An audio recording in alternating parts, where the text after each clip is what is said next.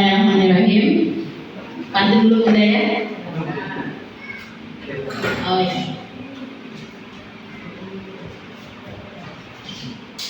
Ya. Dari Cikini ke Bondandia. Cakep. Belok kiri malah ke Jagakarsa. Cakep. Semangat. Selamat datang Bunda Nurma, semoga sukses dan sejahtera. Amin. Assalamualaikum warahmatullahi wabarakatuh. Waalaikumsalam warahmatullahi wabarakatuh. Yang terhormat Dr. Anda Haja Nurma Herawati MM, yang kami hormati guru-guru SD Negeri 235 Palembang beserta staf TU jajaran SD Negeri 235 Palembang. Puji syukur kita panjatkan kehadiran Allah Subhanahu wa Ta'ala, karena berkat rahmat dan hidayah Jola kita bisa berkumpul di ruangan yang istimewa ini dalam rangka observasi kinerja kepala sekolah. Bapak Ibu hebat semuanya, salawat serta salam kita aturkan, kita junjungkan untuk Nabi besar, Nabi Agung, Nabi Muhammad SAW, Nabi akhir zaman. Semoga kita semuanya mendapat syafaat. Amin ya rabbal alamin. Bapak Ibu hebat semuanya, izinkan Ibu mau paparan sebentar, semoga ini bermanfaat dan berguna untuk sekolah kita. Observasi kepala sekolah.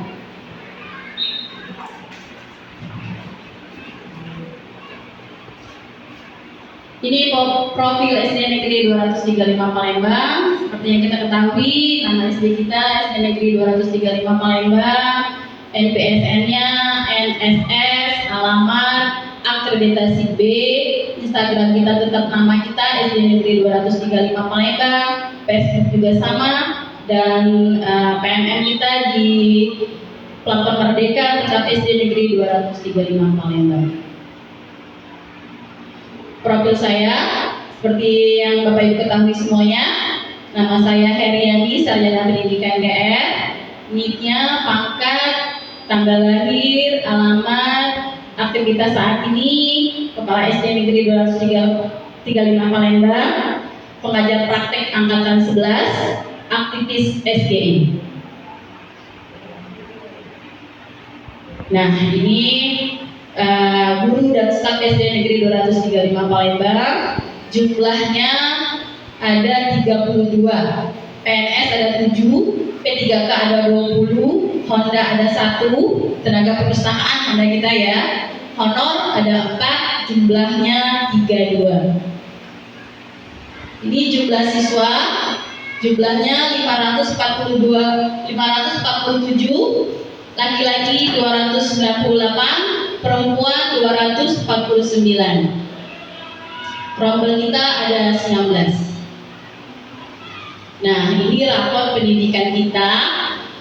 Seperti yang Bapak Ibu ketahui semuanya, kita memiliki 2 kuning, yang artinya perhatian kita menjurus 2 ini, kemampuan numerasi, kualitas pembelajaran. Dan saat ini Ibu mengambil kualitas pembelajaran karena itu paling harus ditingkatkan. Ini Ibu simpulkan berdasarkan hasil analisis data rapor pendidikan SD Negeri 235 Palembang tahun 2024 yang menunjukkan bahwa terdapat 2 aspek yang menjadi prioritas perlu ditingkatkan pada periode Januari sampai dengan Juni 2024, yaitu kemampuan numerasi, kualitas pembelajaran. Oleh karena itu, kepala sekolah, guru, staf, dan semua warga sekolah sepakat mengambil indikator memandu perencanaan pembelajaran. Diharapkan dengan indikator tersebut dapat meningkatkan pengetahuan dan kemampuan guru dalam domain kemampuan numerasi dan metode pembelajaran. Metode pembelajaran itu harus interaktif, melaksanakan kegiatan pembelajaran yang interaktif dan berpusat pada siswa, menyediakan alat peraga dan media pembelajaran yang mendukung proses pembelajaran, serta mendorong partisipasi dan peran aktif orang tua dalam mendukung pembelajaran anaknya.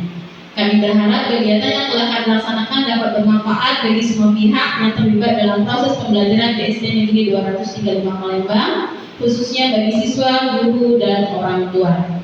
serta dapat meningkatkan kemampuan numerasi dan kualitas pembelajaran di SD Negeri 235 Palembang secara signifikan. Baik, seperti yang kita ketahui semua, visi SD Negeri 235 Palembang adalah terwujudnya peserta didik beriman dan bertakwa, berbudi pekerti luhur, berprestasi, mandiri, serta cinta lingkungan. Ini misinya, misi SD Negeri 235 Palembang. Ada 8 poin. Yang pertama, menciptakan sekolah yang bernuansa religius. Itu kita sedang berlek ya, insya Allah, karena ini bukan gampang, harus dibina dan harus ekstra sabar luar biasa. 2, meningkatkan akhlak mulia, budi pekerti dan keteladanan. 3, menjalin kerjasama yang harmonis antar warga sekolah dan lembaga yang terkait. 4, menciptakan lingkungan sekolah yang bersih, sejuk, indah dan nyaman. 5, melaksanakan pelajaran PAIKEM untuk mengembangkan potensi keilmuan peserta didik. 6, menumbuhkan semangat berprestasi kepada seluruh warga sekolah. 7, memberikan kesempatan kepada semua warga sekolah untuk berkreasi sesuai dengan potensi yang dimiliki. 8, mengembangkan hasil karya yang dimiliki peserta didik. Ini tujuannya ada 6. 1, mengembangkan budaya sekolah yang religius melalui kegiatan keagamaan. 2, membudayakan sikap disiplin, sopan santun, literasi dan cinta lingkungan hidup melalui pembiasaan dan keteladanan. 3, melaksanakan pendekatan pembelajaran aktif, kreatif dan inovatif pada semua mata pelajaran dengan menggunakan model-model pembelajaran. Seperti Bapak ketahui, kalau kita Kunmer ini ada discovery learning, inquiry, PJBL, PBL dan sebagainya. Kunmer juga bisa menggunakan model tersebut. 4, memanfaatkan dan mengenalkan fintech melalui proses pembelajaran berbasis TIP. Alhamdulillah, sekolah kita sudah punya lab, jadi kita bisa memanfaatkannya untuk memperkenalkan fintech kepada siswa kita. Yang kelima, menyelenggarakan berbagai kegiatan kebiasaan dan pengembangan diri yang menjadi bagian dari pendidikan karakter bangsa untuk kemandirian. Ya, kita menggunakan hari Jumat ya, pembinaan akhlak. Dan juga hari Sabtu juga kita gunakan klub-klub dan kita jelaskan. Dan yang keenam, menjalin kerjasama dengan lembaga lain dalam merealisasikan program sekolah. Salah satunya pada hari ini ya, kita kerjasama dengan UNSRI, memberikan fasilitas kepada mahasiswa meneliti dan kita bisa mengambil ilmu dari mereka. Baik, Ibu ganti slide-nya ya. Perencanaan pembelajaran. Ini memang pekerjaan yang sangat sukar ya untuk guru ya. Perencanaan pembelajaran merupakan proses yang kompleks dan penting. Hal ini melibatkan beberapa langkah yang saling terkait dan berkelanjutan. Nah, ini menentukan tujuan pembelajaran.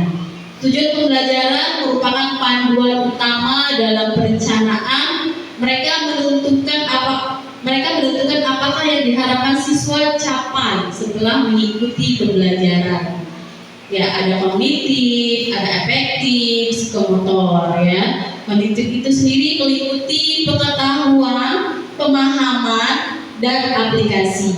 Efektif berfokus pada sikap, nilai, dan apresiasi. Psikomotor melibatkan keterampilan dan kemampuan fisik. Nah, ini menganalisis karakteristik peserta didik. Kalau di Kunmer itu biasanya minat atau profil belajar siswa, ya, kesiapan belajar siswa, gaya belajar siswa. Kita lihat dari usia, dari kemampuan, minat, motivasi. Jika kita mengajarkan anak di usia 6 tahun kan pasti berbeda dengan anak yang usianya 10 tahun bahkan yang 12 tahun. Ini merancang aktivitas pembelajaran. Aktivitas pembelajaran merupakan inti dari proses belajar. Mereka harus menarik, interaktif, dan menantang siswa untuk berpikir kritis. Nah, ini memang susah ya. Menarik, menantang, interaktif. Jadi guru itu harus, kalau di titik itu gak ada istirahat lagi dari kami untuk keluarga, untuk suami, istri, anak. Fokus ke modul aja gitu ya. Ya, lambat laun mudah-mudahan kita bisa Dan Ibu yakin jika dikerjakan sedikit-sedikit lama-lama menjadi bukit, dan yang sulit tadi lama-lama menjadi mudah. Pertama yang kita harus lakukan, yang pertama diskusi dengan rekan kerja atau teman yang sama fasenya. Dua, proyek penerapkan pengetahuan dan keterampilan dalam konteks nyata. Tiga, presentasi membangun kepercayaan diri dan kemampuan komunikasi. Empat, simulasi menghadirkan pengalaman langsung dan pemahaman yang lebih dalam. Memilih metode dan media pembelajaran. Metode dan media pembelajaran yang tepat dapat meningkatkan keterlibatan dan pemahaman siswa. Memilih dengan bijak berdasarkan tujuan dan karakteristik peserta didik. Metodenya ceramah, diskusi, demonstrasi, tanya jawab, penugasan, proyek, dan lain-lain. Dan metode yang lain banyak ya, inquiry, discovery, PJBL, PBL, dan seterusnya. Pastinya kita menggunakan media pembelajaran yang berpusat pada siswa, student center. Nah, medianya juga bisa berupa buku, teks, papan tulis, komputer, internet, video, gambar, dan lain-lain. Itu kenapa Ibu sekarang kita nambah daya 100 Mbps, dan ini juga merupakan PR. Nanti insya Allah setiap kelas nanti terjangkau internetnya. Tapi kita sekarang ini fokus dulu AMBK. Kita juga sudah nambah daya listrik. Ibu juga sudah membuat peserta didik lebih nyaman dengan menambah kipas, dengan sarana prasarana juga lemari dan sebagainya. Ini mengembangkan instrumen penilaian.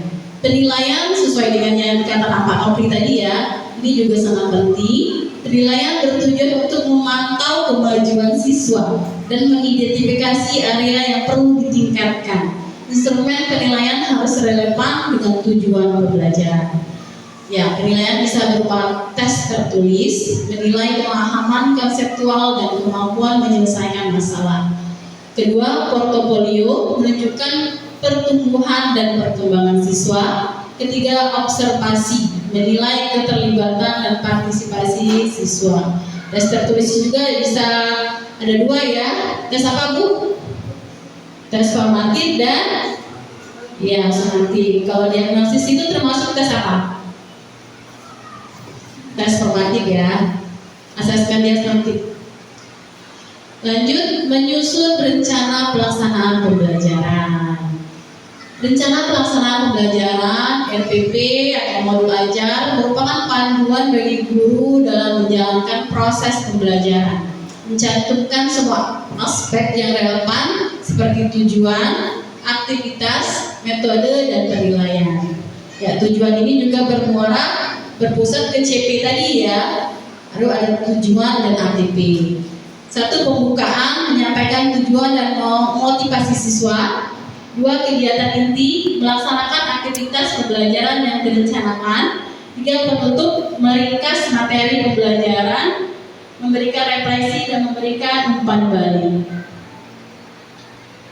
Mengevaluasi dan memperbaiki perencanaan. Evaluasi dan perbaikan merupakan bagian penting dari siklus pembelajaran. Guru perlu merefleksikan dan memperbaiki rencana mereka berdasarkan hasil pembelajaran. Umpan balik itu sangat penting. Mendapatkan masukan dari siswa dan guru lain.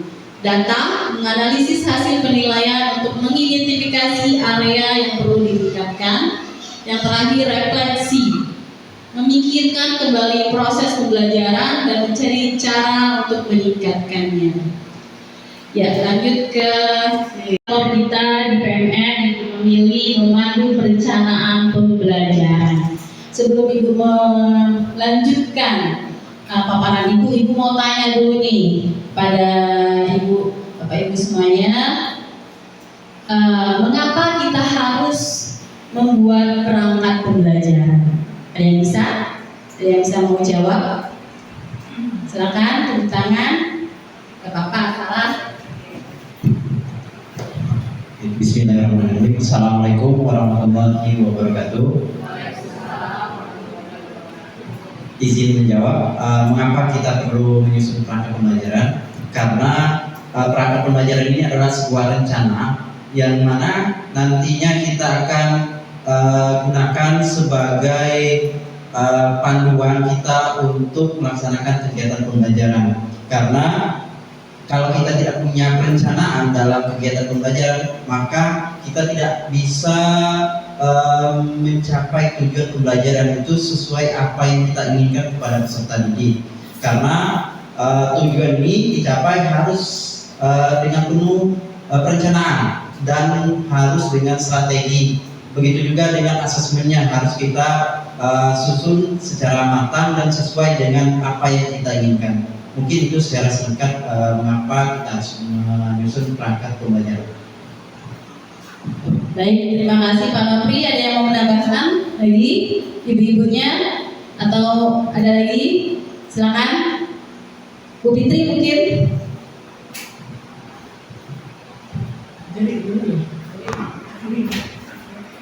Assalamualaikum warahmatullahi wabarakatuh.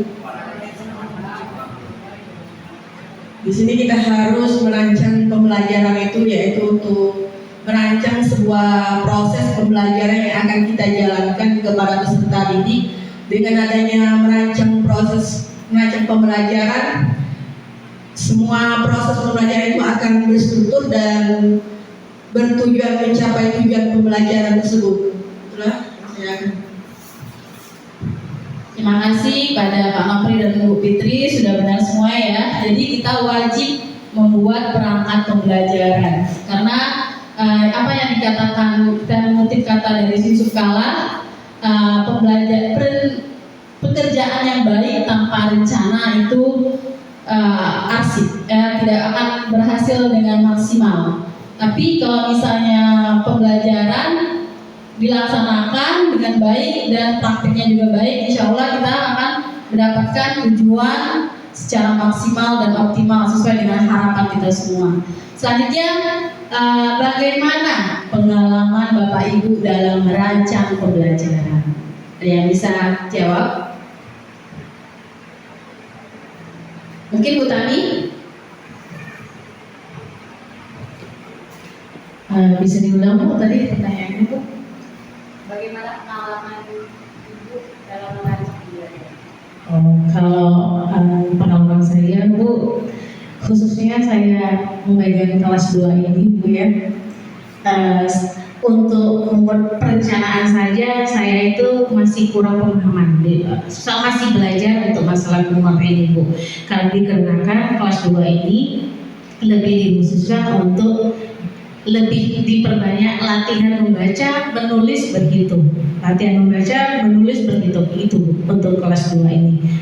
Jadi untuk ya itu dulu yang saya sekarang saya pelajari. Memang ada beberapa anak-anak yang sudah bisa mengikuti pembelajaran, tetapi kebanyakan kelas 2 ini masih tetap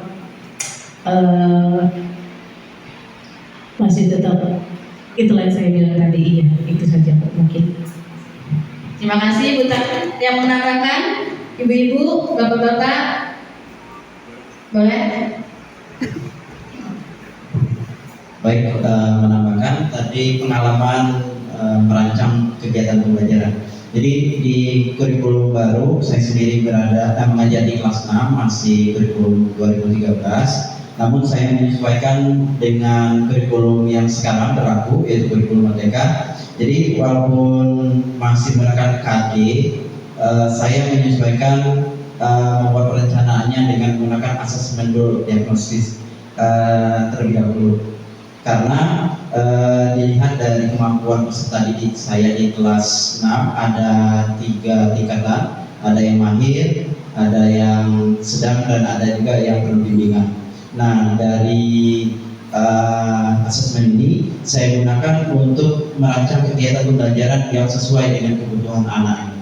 Jadi saya mulai merancang pembelajaran berdiferensiasi. Jadi menyesuaikan konten yang akan saya ajarkan, kemudian menyesuaikan asesmen yang akan saya berikan kepada anak. Jadi anak didik saya di kelas bisa mengikuti pembelajaran dan mencapai tujuan pembelajaran sesuai dengan tingkat kemampuannya. Nah, itu pengalaman baru yang saya alami di tahun pelajaran sekarang. Terima kasih. Terima kasih Pak Nopri. Namun itu biasanya RPP atau modul ajar itu langsung kita tulis atau kita ATM dari PMN, upload dari PMN atau Google Drive, bagaimana Pak? Untuk sekarang karena kita lagi di PMM, saya ATM dari modul aja. Namun untuk CP-nya sendiri saya sesuaikan dengan KD yang ada di kelas 6 sekarang, karena posisinya masih kurikulum 2013. Karena juga saya mencari referensi juga dari PPG juga, karena saya terlibat di PAM PPG, jadi saya menyesuaikan juga di situ. Mungkin itu. Baik, terima kasih semuanya, sudah luar biasa dan budaya jawabannya. Ya, kita kan memang di sekolah kita ini mandiri berubah. Jadi kita memang tidak salah jika kita meng-ATM, mengupload dari PMM atau dari Google atau dari teman, tapi sesuaikan dengan karakter siswa. Kita sampai 10 kali ya, seperti ini ya. Bisa Bapak Ibu? Bisa ya. Hitungnya bareng-bareng. 1, 2, 3. 1, 2, 3, 4, 5, 6, 7, 8, 9, 10. Cukup. Lanjut. 7. Lagi 1, 2, 3, 4, 5, 6, 7, 8, 9. Cukup. Lanjut tengah. 1, 2, 3, 4, 5, 6, 7, 8, 9. Cukup. Lanjut, ini yang paling susah. 1, 2, 3, 4, 5, 6, 7, 8, 9. Cukup. Lanjut, lanjutkan. 1, 2, 3, 4, 5, 6, 7, 8, 9. Cukup. Oke. Siswa dan lingkungan sekolah kita. Ini pertanyaan yang terakhir nih. Apa hambatan Bapak Ibu semuanya dalam pembuatan perencanaan pembelajaran? Ada yang bisa? Dia Bapak Akbar nih dari Tarimadun. Bagaimana Pak? Hambatan dalam membuat perangkat pembelajaran, khususnya atau modul ajar atau RPP.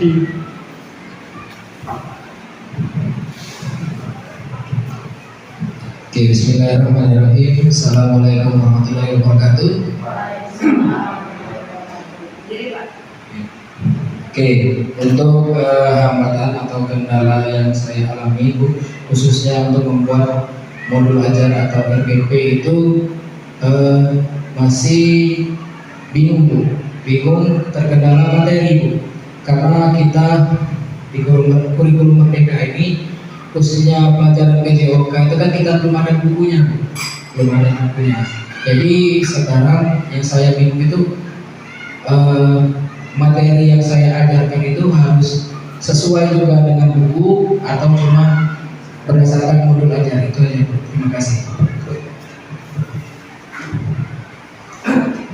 Dirancang, dibentuk oleh kita dan diketuai oleh wakaf kurikulum. Menyusun KSP sesuai dengan karakteristik sekolah masing-masing. Jam pelajaran sudah disusun ya. Menyusun perencanaan pembelajaran sesuai dengan kemampuan awal dan kecepatan belajar siswa. Capaian pembelajaran disusun per fase, bukan per tahun. Ini seperti yang Bapak Ibu ketahui, fase kita ada 6, tapi untuk khusus SD ada 6, ada 3, fase A, fase B, fase C. Lanjut, profil pelajar Pancasila ada 6 juga, bisa Bapak Ibu baca semua ya. Penanaman profil pelajar Pancasila, seperti yang Bapak Ibu ketahui, kita sudah melaksanakan profil pelajar Pancasila intrakurikuler, itu pembelajaran di dalam kelas. Ekstrakurikuler kita ada 2, pramuka dan hadro. Kurikuler itu masuklah P5. Dan yang paling baru di sekolah kami udah ada klub-klub Klubnya ada 8, terdiri dari paduan suara atau tari, tilawah atau dai, hadroh, PBB, atletik, matematika, IPA, menggambar, dan bahasa. Nah, ini sebenarnya dari awalnya kita menyuruh siswa memilih yang mana mereka suka, namun jika mereka merasa kesulitan, kami yang bimbing siswa karena mereka masih labil gitu Bunda ya. Ini dokumentasi klub SD Negeri 235 Palembang ini dilaksanakan di hari Sabtu. Setelah pembelajaran sebentar lanjut ke klub-klub. Jadi kami sepakati kelas mana yang mau dipakai untuk paduan suara, kelas mana sepakat dipakai matematika, dan siswa ini berkumpul tidak melalui jenjang tapi sesuai bakat dan minat mereka semua. Nah, terakhir, terima kasih. Tapi sebelumnya coba Ibu speaking dulu.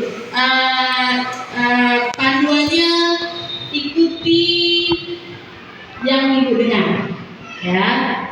Bebek.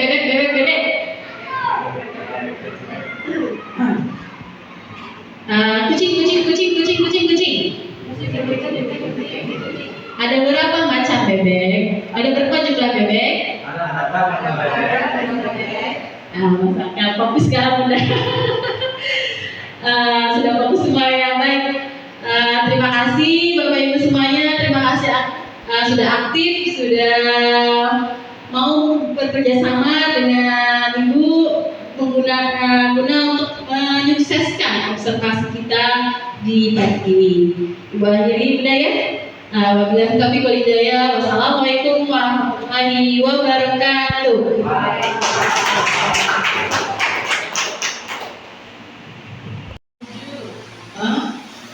Tujuh, apa saja? Apa saja? Memandu perencanaan, terus apa lagi?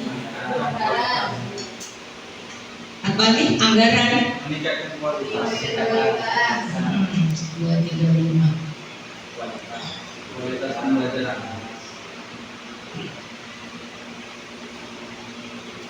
Ya, ini rubriknya saya lihat ya Bu. Pertama, beliau memandu pertemuan perencanaan program, ya. Programnya itu termasuk anggaran. Anggaran, tadi cerita nggak tentang anggarannya? Ada anggaran yang mana?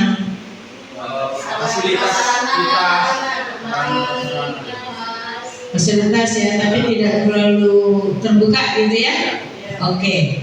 Dan anggaran sekolahnya itu harus berbasis data. Nah, kalau sudah berbasis data berarti rapor pendidikan dibuka, tadi dibuka hanya foto ya, ya poster ya, poster harusnya dibuka anggarannya melalui apa Bu? Di dalam rapor pendidikan ada RKT.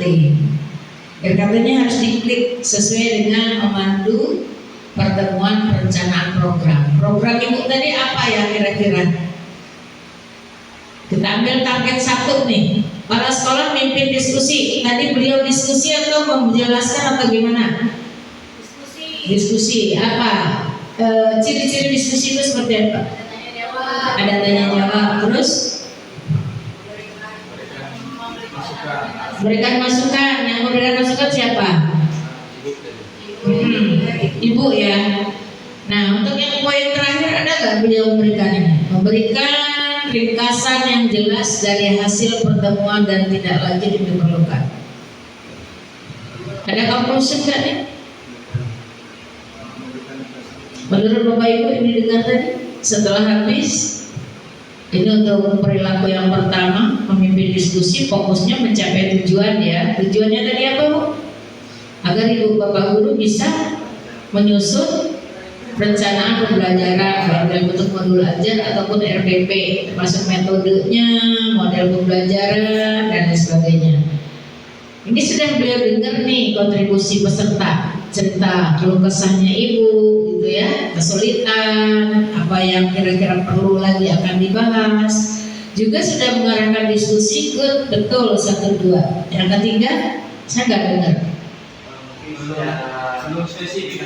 Belum spesifik ya, oke Bu. Ya apa ringkasannya? mungkin yang masih sulit tadi mungkin akan ditunda. Kalau ringkasan itu bukan memberikan petunjuk. Kalau persulit dipermudah. Ringkasan itu adalah kesimpulan. Kesimpulan pertemuan hari ini adalah bla bla bla bla bla bla. Ingat ibu kan gitu kan? Setelah habis memberikan materi kepada anak didik, Nana hari ini kita belajar tentang apa? Nah, setelah direfleksi satu-satu, pasti kita menyebutkan kesimpulan. Ini catatan ya Bu. Kedua, indikator yang kedua, kepala sekolah gunakan hasil analisis data sebagai dasar pengambilan keputusan. Benar nih. Jadi rapor pendidikannya walaupun tidak dibuka panjang lebar, harusnya dibuka Bu tadi Bu. Ini paling tidak ditunjukkan. Nah Bu, kami ini milih ini nih karena ini. Ada tadi tapi poster. Harusnya rapor pendidikan memang dibuka. Buka, lihatkan nilainya ada di level berapa yang masih kuning-kuning ya. Nah gitu kan ya, jangan dilihat kuning hijaunya yang poster aja. Kita masuk ke level-levelnya. Ada level 1, ada level 2, ada level 3. Ya, indikator itu kan banyak tuh. Kalau ngelihat guru kan di D1 tuh, D1 ada 1.1, 1.2, 1.3, masuk lagi 1.1, 1.1, 1.1, 1.2, semuanya kalau dia hijau semua. Oke. Kemudian nomor 2, mengkomunikasikan temuan dan data secara jelas kepada semua. Temuannya apa? Dapat nggak? Hasil dari ini. Ini kan penilaian kinerja. Kalau penilaian kinerja ini kan udah dilakukan tuh. Apa temuannya tadi yang diumumkan sama Bu Heriani? Ada nggak temuannya? Ada berapa guru yang sudah buat RPP gitu kan? Ada berapa guru yang belum gitu ya? Ada nggak? Ada. Berapa orang yang malam tadi? Kapan? Waktu kapan? Pengemis ya saya. Yang apa? Masih kesulitan. Yang itu siapa yang mengkomunikasikan temuan dan datanya tadi? Ibu atau bapak ibu?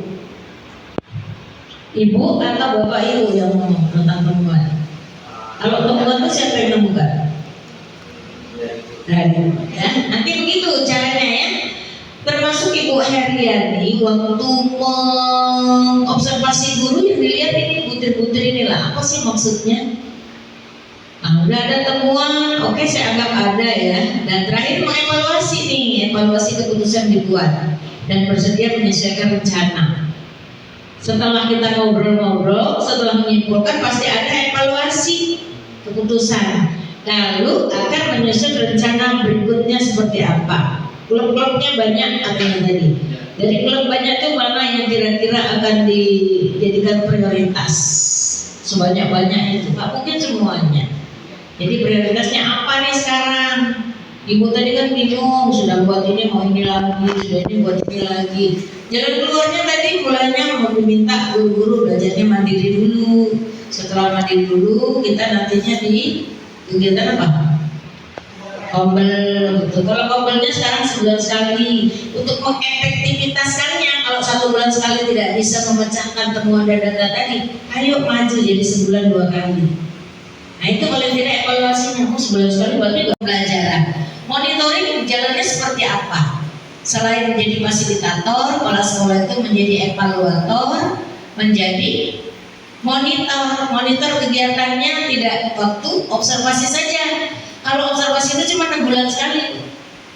Nah, bagaimana nih monitornya biar jangan sampai kalau sudah dia 6 bulan sekali itu langsung masuk nilai. Sebelum masuk nilai bulan-bulan di sini, bagaimana sih 2 bulan sekali saya monitornya Bapak Ibu yang bermasalah tadi. Nyusun RPP atau modul ajarnya saya lihat dulu nih. Oh, ini masih belum nih, sistematikanya masih terbalik-balik begitu kan? Ibu ya, belum ditentukan nggak Ibu? Sudah belum?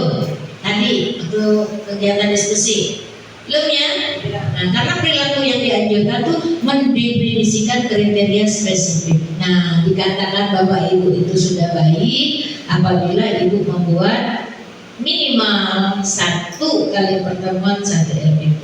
Minimal. Bu, gimana kami banyak pertemuan Bu? Itu lebih bagus gitu.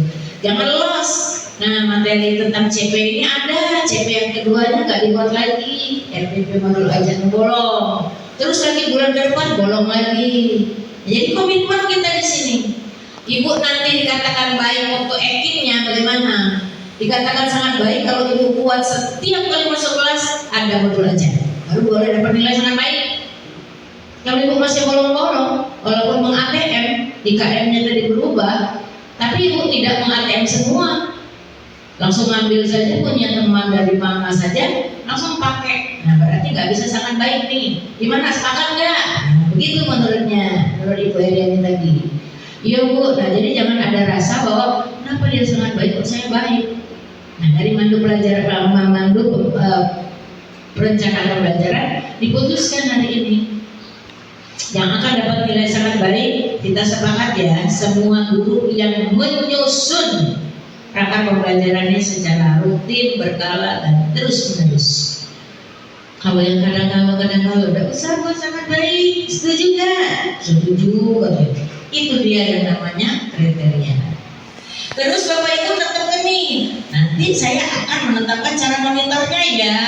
Nah, awal bulan saya lihat perangkatnya dulu secara manual, atau nanti diberikan di dalam Google Drive. Setelah ada kritik, saran, pembenahan, baru saya masuk ya di kelas Bapak Ibu. Itu nanti menetapkan cara monitoringnya. Bu Heriani.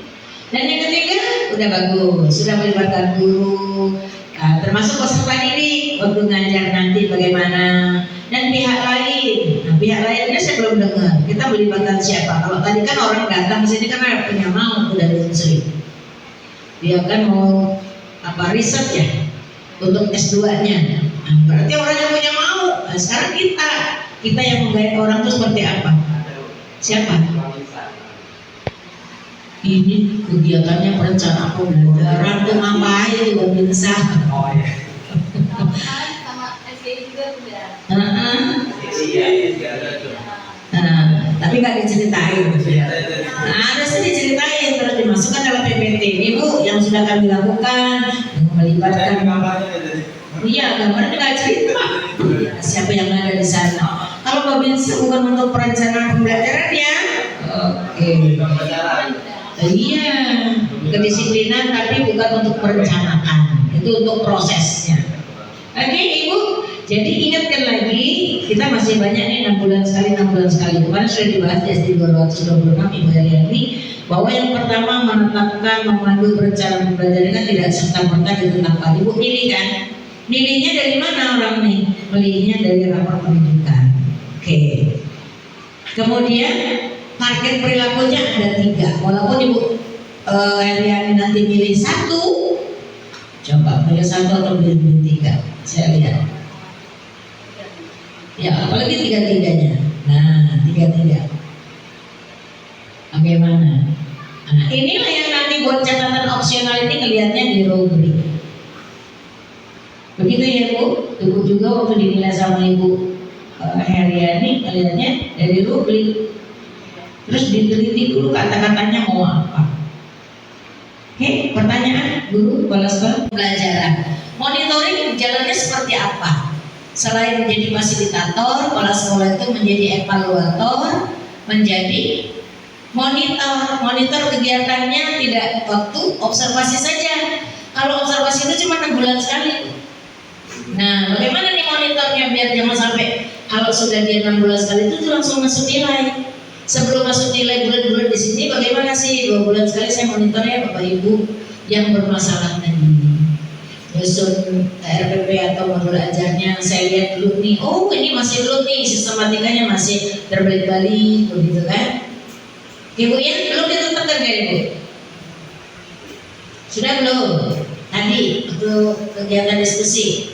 Belum ya? Nah, karena perilaku yang dianjurkan tuh mendefinisikan kriteria spesifik. Nah, dikatakan Bapak Ibu itu sudah baik apabila Ibu membuat minimal 1 kali pertemuan 1 LPP. Minimal. Bu, gimana kami banyak pertemuan Bu? Itu lebih bagus. Gitu. Jangan los. Nah, materi tentang CP ini ada. CP yang keduanya nggak dibuat lagi. LPP modul ajar bolong. Terus lagi bulan depan bolong lagi. Jadi komitmen kita di sini. Ibu nanti dikatakan baik untuk ekimnya bagaimana? Dikatakan sangat baik kalau Ibu kuat setiap kali masuk kelas ada modul ajar. Baru boleh dapat nilai sangat baik. Kalau Ibu masih bolong-bolong, walaupun meng-ATM, di KM-nya tadi berubah, tapi Ibu tidak meng-ATM semua. langsung ambil saja, punya teman dari mana saja langsung pakai. Nah berarti nggak bisa sangat baik nih. Gimana, sepakat nggak? Nah, begitu menurutnya, menurut Ibu Heriani tadi. Iya Bu. Nah jadi jangan ada rasa bahwa kenapa dia sangat baik, kok saya baik. Nah dari mandu pelajaran, perencanaan pembelajaran diputuskan hari ini yang akan dapat nilai sangat baik. Kita sepakat ya, semua guru yang menyusun rangka pembelajarannya secara rutin, berkala, dan terus menerus. Kalau yang kadang-kadang udah besar buat sangat baik, setuju nggak? Setuju, katanya. Itu dia yang namanya kriteria. Terus Bapak Ibu tetapkan nih, nanti saya akan menetapkan cara monitornya ya. Nah, awal bulan saya lihat perangkatnya dulu secara manual, atau nanti diberikan di dalam Google Drive. Setelah ada kritik, saran, pembenahan, baru saya masuk ya di kelas Bapak Ibu. Itu nanti menetapkan cara monitoringnya. Ini. Dan yang ketiga, udah bagus, sudah melibatkan guru, termasuk peserta didik untuk ngajar nanti bagaimana, dan pihak lain. Nah, pihak lainnya saya belum dengar. Kita melibatkan siapa? Kalau tadi kan orang datang ke sini kan punya mau dari unsur. Dia kan mau riset ya untuk S2-nya. Nah, berarti orang yang punya mau. Nah, sekarang kita yang menggait orang itu seperti apa? Siapa? Ini kegiatannya perencanaan pembelajaran tuh ngapain juga bisa. Sama SGI juga udah. Tapi nggak diceritain. Nah, ada sih diceritain, terus dimasukkan dalam PPT ini Bu yang sudah kami lakukan, yang melibatkan. Iya, gambarnya nggak cerita. Siapa yang ada di sana? Kalau Babinsa bukan untuk perencanaan pembelajaran ya. Oke. Iya, kedisiplinan tapi bukan untuk perencanaan. Itu untuk prosesnya. Oke Ibu. Jadi ingatkan lagi, kita masih banyak nih 6 bulan sekali. Kemarin sudah dibahas di SD 226 Ibu Heriani, bahwa yang pertama menetapkan memandu perencanaan pembelajaran tidak serta-merta ditetapkan. Ibu milih kan? Milihnya dari mana orang nih? Milihnya dari rapor pendidikan. Oke. Kemudian target perilakunya ada 3. Walaupun Ibu Heriani nanti milih 1, coba milih 1 atau milih 3? Saya lihat. Ya, apalagi 3-3-nya. Nah, 3-3. Bagaimana? Nah, inilah yang nanti buat catatan opsional ini ngelihatnya di rubrik. Begitu ya Bu? Ibu juga waktu dinilai sama Ibu Heriani ngelihatnya dari rubrik. Terus diteliti dulu kata-katanya mau apa. Oke, pertanyaan guru kepala sekolah? Kami masuk kebenaran di teknologi Bu. Contohnya fokus kami ada. Berarti berangkat. Jadi dari anggarannya kami minta disediakan lagi di tahun yang akan datang. Kita punya fokus ada berapa? Sekarang sudah 3. 3, berarti sudah sampai kalau kelas 1, kelas 2, kelas 3 masih 3 kelas. Jadi dianggarkan 1 semester itu bisa dibeli 1 nggak Bu? Setahun maksimal 2 kan? Oh beli 2. Berarti kalau nanti tahun akan datang 2 udah jadi 5 tuh. Berarti sudah ada dalam pemikiran. Terus apa lagi Pak? Coba kalau mintanya itu jangan mintanya perangkat dulu. Terus dukungan psikologisnya Pak. Kemudian mungkin ada kegiatan pelatihan tadi Bu, karena memang pembelajaran namanya dulu masih belum banyak paham jadi verifikasi. Terus bagaimana cara mendiagnostik anak ya.